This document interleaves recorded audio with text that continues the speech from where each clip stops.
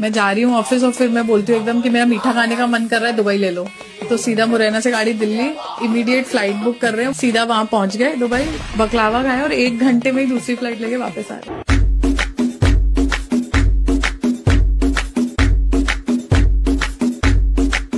Coffee पीने पता है मैं कैसे जाती हूँ? ग्वालियर से जाऊंगी आगरा, आगरा से कॉफी खरीद के, कॉफी पीऊंगी नहीं, वो कॉफी एकदम ठंडी होनी चाहिए, एक आइस बॉक्स साथ में चलेगा, कॉफी उसमें रखी जाएगी, फिर पीछे गार्डन है वहां जाके पिएंगी, सिर्फ तभी पीती हूँ। कैसे कैसे लोग रहते हैं यार यहाँ पे। पता है मैं बहुत ही अत्याचारी टाइप का बॉस हूँ, मैं तौलिया भी प्रेस करा दी थी।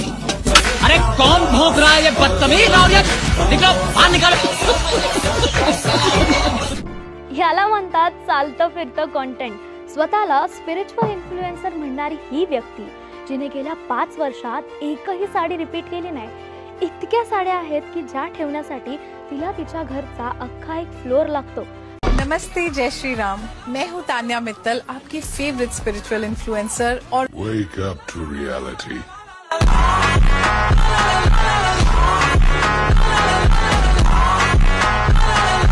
तिचं घर इतकं लक्झुरियस आहे की अंबानींचं घर ही तिच्या घरासमोर छोटंसं वाटेल आणि तिच्या घरी किचन मधून जेवण वरती पोहोचवण्यासाठी लिफ्ट बसवलेली आहे।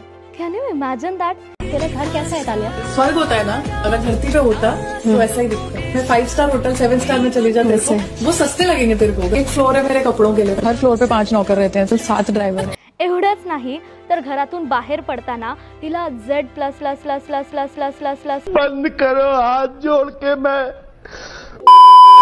सिक्युरिटी वाले 150 बॉडीगार्ड्स लागतात। हिंदी बिग बॉस 19च्या घरातली सर्वात फेमस पण तितकीच कॉन्ट्रोवर्शियल कॉन्टेस्टंट म्हणजे तान्या मित्तल। या सगळ्या ड्रामॅटिक क्लेम्स मागची रियालिटी काय? Let's expose.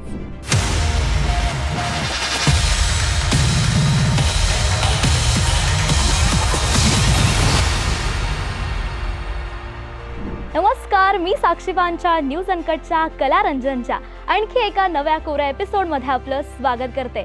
या वेळेसच्या कुंभमेळ्यात चेंगराचेंगरीत लोकांना वाचवताना तान्या मित्तलचा व्हिडिओ बराच व्हायरल झाला।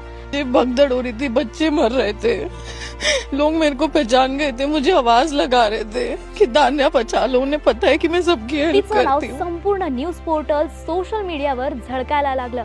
काही लोकांनी तिला मानवतावादी म्हटलं तर काहींनी फक्त ड्रामा क्वीन। ती सतत कॉन्ट्रोवर्सीज आणि हाय प्रोफाइल लाईफस्टाईल मुळे चर्चेत राहू लागली आणि हीच प्रसिद्धी तिला थेट बिग बॉस 19च्या घरापर्यंत घेऊन गेली। मैं हूँ तान्या मित्तल, आपकी फेवरेट स्पिरिचुअल इन्फ्लुएंसर। वाह वाह। मतलब घर वाले भी बॉस बोलते हाँ, मेरा छोटा भाई भी बॉस बोलता है। हैं। You like it? I love it boss.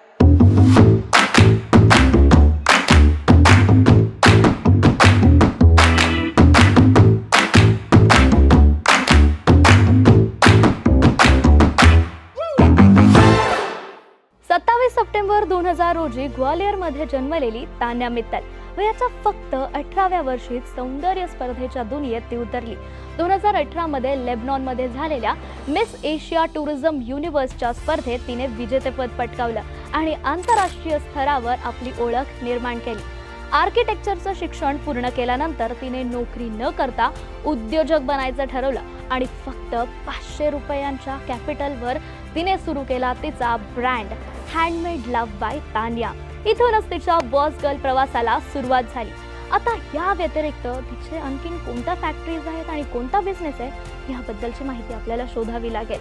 तिचे वडील तर फक्त रिअल इस्टेट म्हणून काम करतात, पण तिच्या एवढ्या मोठ्या मॅसिव्ह दाव्यांमध्ये तिची प्रॉपर्टी कुठेही दिसत नाही।